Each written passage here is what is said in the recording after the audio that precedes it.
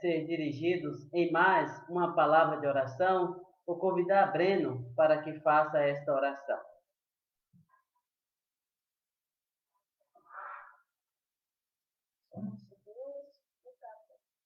Amém.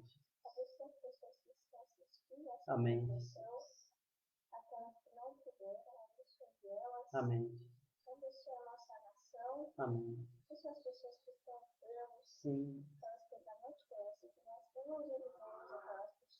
Amém. Amém. Sim.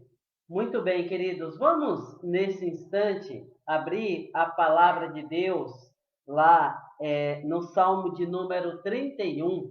Salmo de número 31, que é o texto aqui, base para a explanação desta oportunidade. Salmo de número 31, que diz o seguinte, Salmo 31. Em ti, Senhor, me refugio, não seja eu jamais envergonhado. Livra-me por tua justiça. Inclina-me os ouvidos, livra-me depressa. Sê o meu castelo forte, cidadela fortíssima que me salve, porque tu és a minha rocha e a minha fortaleza. Por causa do teu nome, tu me conduzirás e me guiarás. Tirar-me-ás do laço que as ocultas me armaram, pois tu és a minha fortaleza. Nas tuas mãos entrego o meu espírito. Tu me remistes, Senhor, Deus da verdade. Aborreces os que adoram ídolos vãos.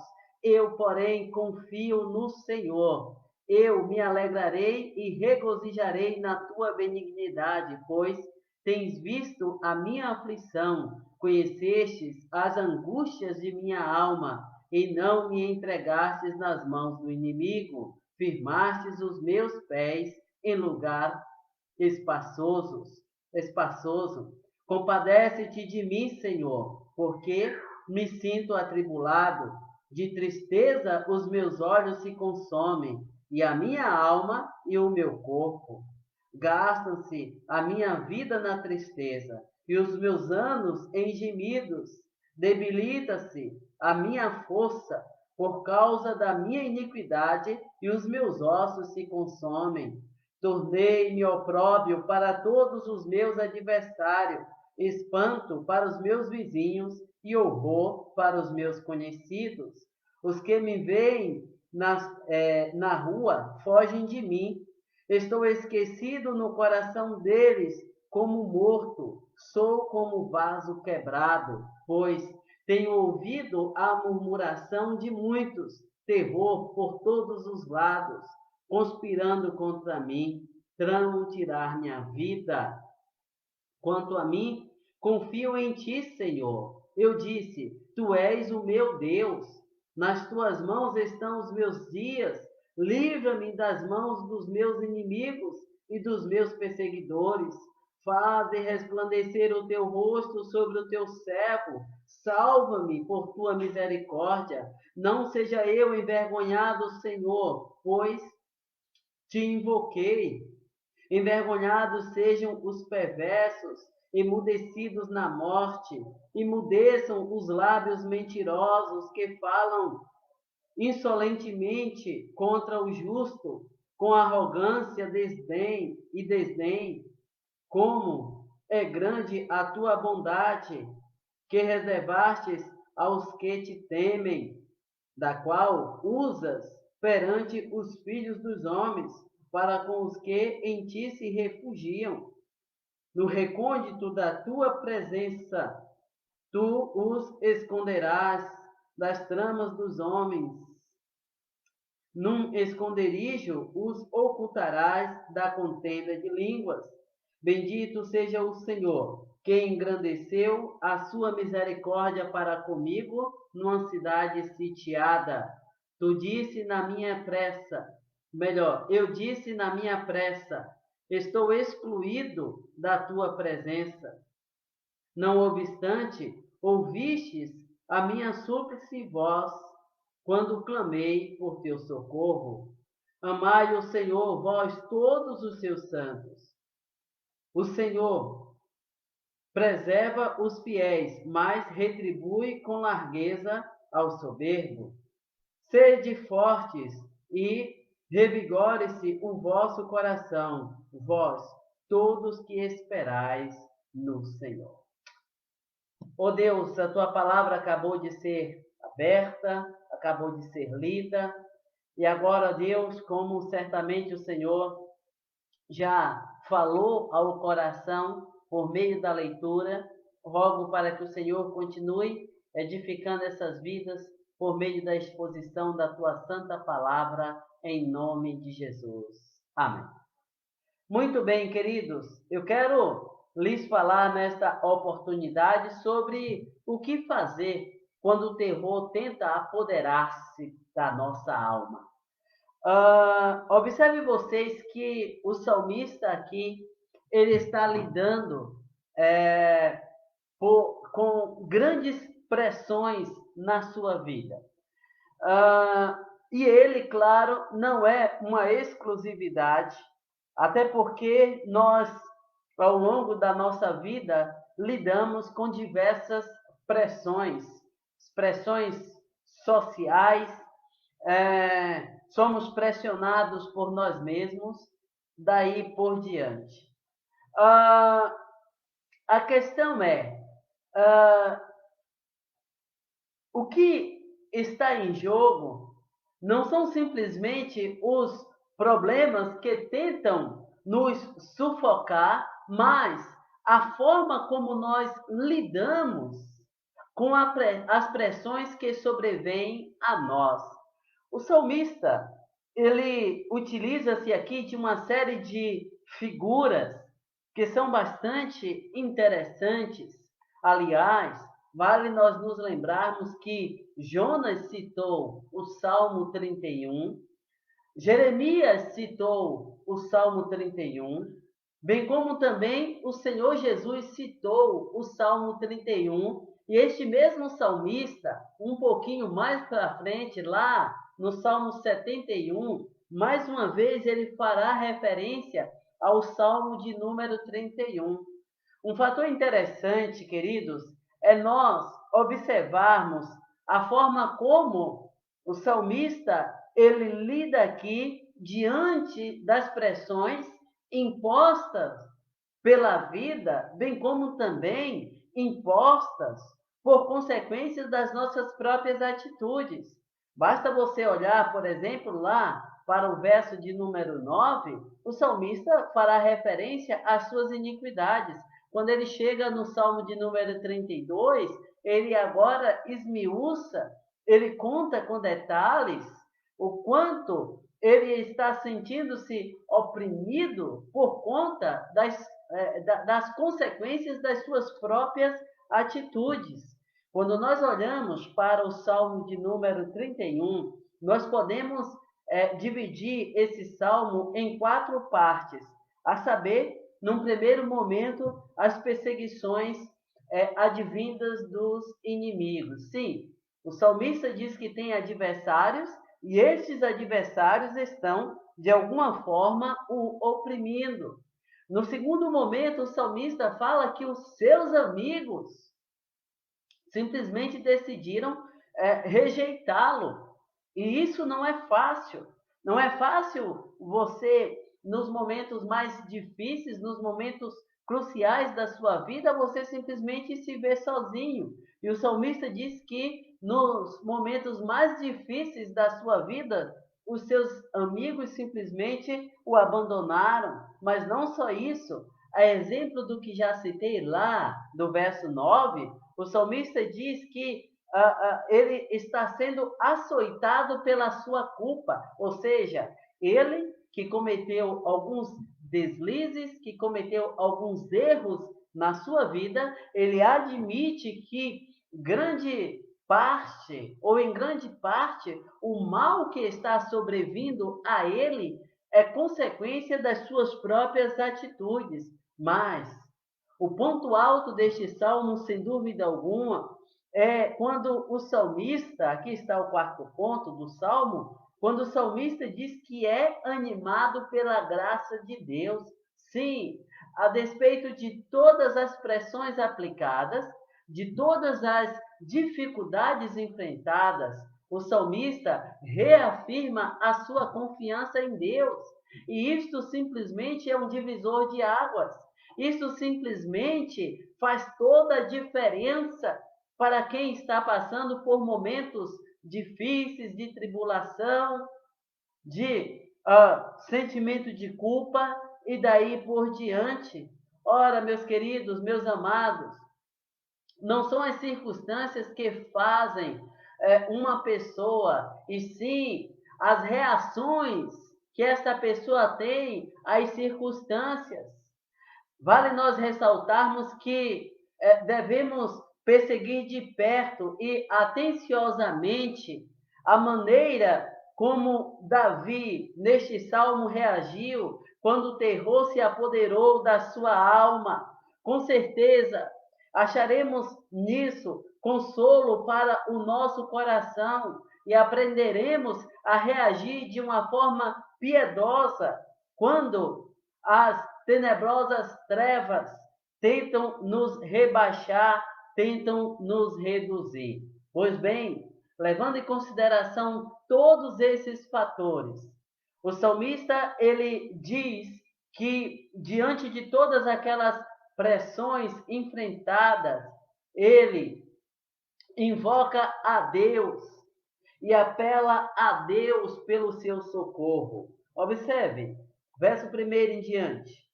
Em ti, Senhor, me refugio, não seja eu jamais envergonhado. Livra-me por tua justiça, inclina-me os ouvidos e livra-me depressa.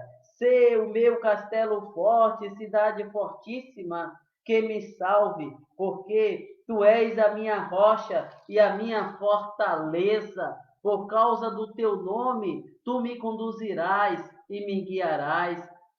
Tirar-me-ás do laço que as ocultas me armaram, pois tu és a minha fortaleza. Nas tuas mãos entrego o meu espírito. Tu me remiste, Senhor Deus da verdade. Sim, meus queridos, num primeiro momento, rogue a Deus para que ele ouça a sua oração. O salmista diz no verso 2: inclina para mim os teus ouvidos. Não busque simplesmente, meu amado, minha amada, a autossuficiência, mas tenha a humildade para que, em meio aos momentos difíceis, de pressões enfrentadas, você possa curvar os seus joelhos, a fim de clamar pela intervenção divina. É preciso que nós entendamos que é do Senhor que vem o suporte de que nós necessitamos. Existem situações e existem momentos que parece que as grandes ondas vão nos tragar. É exatamente diante desta situação que nós precisamos ter esta disposição a ponto de inclinarmos os nossos joelhos, a ponto de dobrarmos os nossos joelhos, a fim de clamarmos pela intervenção divina. Sim, observe que o salmista insiste aqui em oração para que o Senhor venha ao seu encontro, venha ao seu socorro. Ele diz: livra-me pela tua justiça, depressa. Ou seja, o salmista diz que a sua situação é urgente e que ele espera o quanto antes pela intervenção de Deus em sua vida. Ele está sob intensa pressão, ele se vê no olho do furacão. Por isso ele diz: Senhor, vem ao meu encontro, Senhor, vem. Eu preciso da tua intervenção, eu preciso do teu socorro.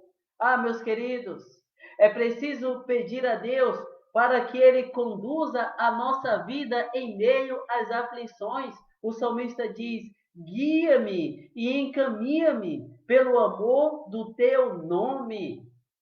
verso de número 3. Se lá no Salmo de número 103,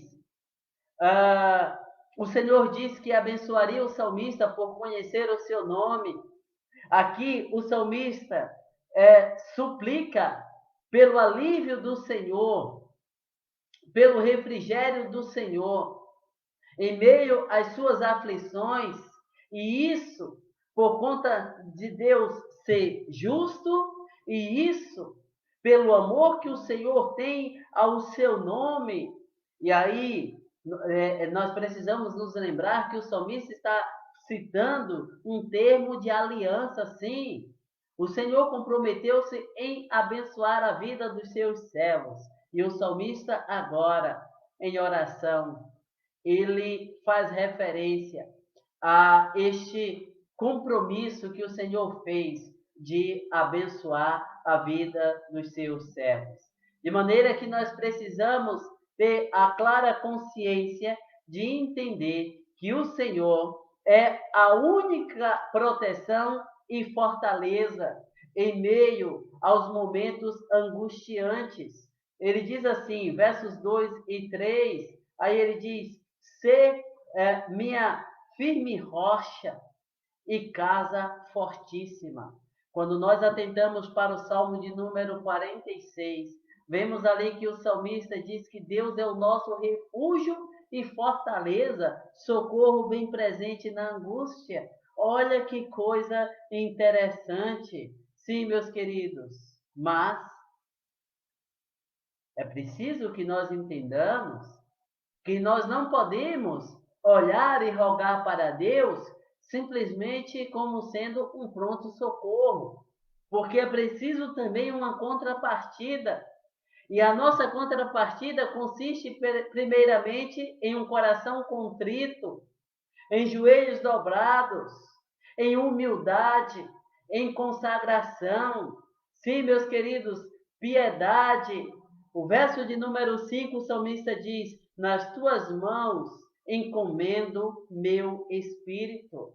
Sim, é preciso ter essa disposição para manifestar diante de Deus essa entrega completa, sem reservas,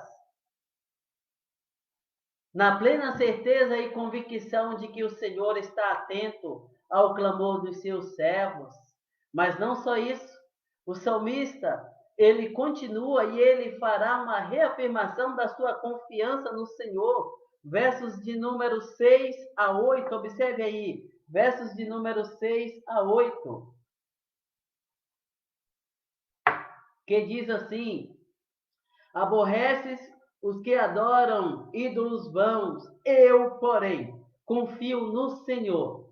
Eu me alegrarei e regozijarei na tua benignidade, pois tens visto a minha aflição, conheces as angústias da minha alma, e não me entregastes nas mãos do inimigo, firmastes os meus pés em lugar espaçoso. Sim, meus queridos, o salmista ele reafirma a sua confiança no Senhor. Ele compromete-se a fazer a vontade de Deus.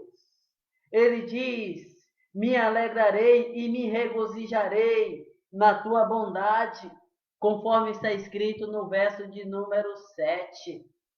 Eu falei anteriormente que o salmista, em um determinado momento da sua vida, vacilou. Em um determinado momento da sua vida, ele se descuidou, essa ideia de vacilar. Ele se descuidou em relação à observância da lei do Senhor. Ele se deixou levar pelo coração enganoso. Mas aí ele volta e reafirma a sua disposição em sentir alegria na bondade de Deus. Sim, Deus é benigno. Sim, Deus é aquele que é servido em manifestar a sua bondade na vida dos seus servos.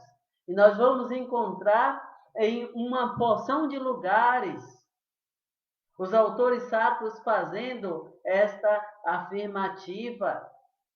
E aí, meus queridos, é preciso sim nos alegrarmos nas bênçãos que o Senhor fez e ainda fará na nossa vida.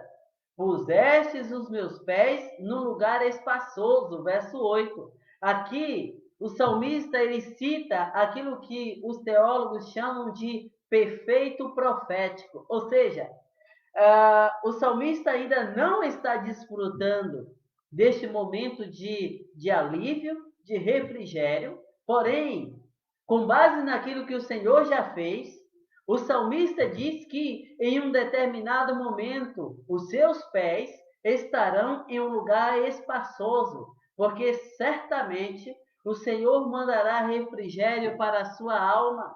O Senhor certamente fará proezas na sua vida.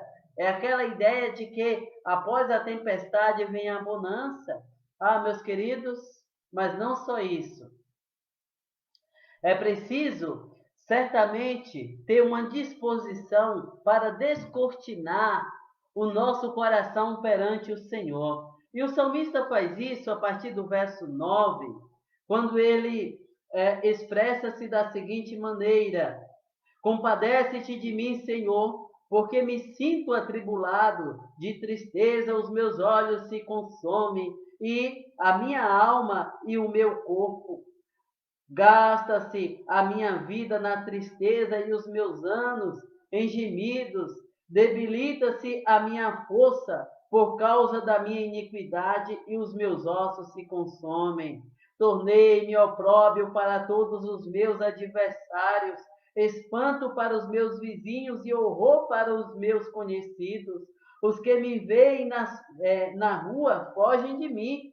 Estou esquecido no coração deles como morto, sou como vaso quebrado, pois tenho ouvido a murmuração de muitos, terror por todos os lados, conspirando contra mim, tramam tirar minha vida. Deixa eu fazer uma pergunta aqui para você. Já houve algum momento na sua vida em que você estava profundamente triste e que, a exemplo do que diz lá no Salmo 42, as lágrimas te serviam de consolo dia e noite? Pois bem, este é o sentimento do salmista aqui. A tristeza está o consumindo. Ele olha ao seu redor e quem absolutamente vem ao seu encontro, quem está a seu favor? Absolutamente ninguém. E exatamente por isso, ele diz que está à beira do desespero, conforme o verso de número 9. Sim, a tristeza está o consumindo. A angústia se faz presente na sua vida. Ele é alvo de zombarias. Sabe aquela ideia onde perguntam para o servo de Deus: e o teu Deus onde está? Seria mais ou menos nesse sentido que o salmista expressa-se aqui. Ele diz que foi opróbrio entre os inimigos. Estão olhando para ele e ridicularizando e dizendo: olha só para você, olha só para a sua situação, sua condição é simplesmente deplorável. Mas, se não bastasse isso, ele também é alvo de descaso por parte dos seus amigos, conforme os versos de número 11 a 12. Seria mais ou menos o desprezo daqueles de quem talvez o salmista esperasse um apoio, mas a ideia aqui é como se essas pessoas fossem muito amigas, e aí, num determinado momento, o salmista precisa muito de um ombro amigo, e na medida em que ele vai passando pela calçada, essas pessoas simplesmente mudam de lado na rua para não dar de cara com o salmista. E isso cortava o seu coração. E isso lhe causava bastante tristeza na sua alma. É em meio, meus amados, a este contexto de tristeza, de pesar, de angústia, que o salmista, ele recobra as suas forças, seria como se ele conseguisse reunir as suas últimas forças para dizer assim: Senhor, tu és o meu Deus, conforme o verso de número 14. Senhor, tu és o meu Deus. Eu confio no Senhor. Portanto, vem aos meus encontros, vem ao meu encontro, melhor dizendo. Os meus anos estão nas tuas mãos, ou seja, a minha vida está nas tuas mãos. É do Senhor que vem o suporte que eu necessito. Então, somente do Senhor. Daí o verso de número 17, ele diz: porque te tenho invocado. Que disposição fantástica, que disposição maravilhosa. Pois bem, meus queridos, viver momentos de angústia, eu e você, todos nós estamos sujeitos, mas, conforme falei anteriormente, a grande questão não são os problemas que sobrevêm a nós, mas a forma como nós lidamos com estes problemas, com essas dificuldades. Nós podemos pegar um determinado momento de prostração da nossa vida e fazermos disso um lamento para o resto da nossa vida. Ou simplesmente podemos pegar esse determinado momento difícil e extrair dali ensinamentos para a nossa vida, de modo a adquirirmos maturidade, a fim de seguirmos. É preciso, sem dúvida alguma, que nós creiamos piamente de que as dificuldades, elas são uma realidade para a vida de todo e qualquer indivíduo. Mas o diferencial está na forma como nós lidamos com essas dificuldades. Dificuldades que podem advir de ações externas ou até mesmo como consequência das nossas próprias atitudes. Conforme o salmista reconhece aqui que parte do seu sofrimento é consequência de atitudes que ele tomou lá no passado. E talvez você esteja sofrendo alguma dificuldade hoje por consequência de atitudes que você tomou lá no passado. O que fazer? Viver lamentando? O que fazer? Acomodar-se e simplesmente dizer assim: ah, eu agora vou simplesmente me acostumar com esse sofrimento porque eu errei lá no passado e sei que a dificuldade enfrentada hoje é consequência de minhas atitudes, então é conformar o coração e seguir. Não. Rogue, clame, faça como salmista, clame a Deus para que mude a sua realidade. Clame a Deus para que mude as circunstâncias. Diga para Deus que você quer que a sua vida seja um instrumento para o louvor da sua glória. E é a partir desta atitude que ah, você encontrará da parte de Deus o suporte necessário para que em um determinado momento da sua vida você diga: os momentos foram difíceis, mas o Senhor me deu graça.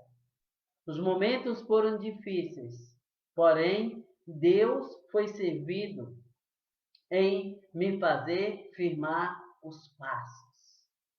Pense nisso, que Deus, na sua graça e na sua infinita misericórdia, abençoe imensamente a sua vida.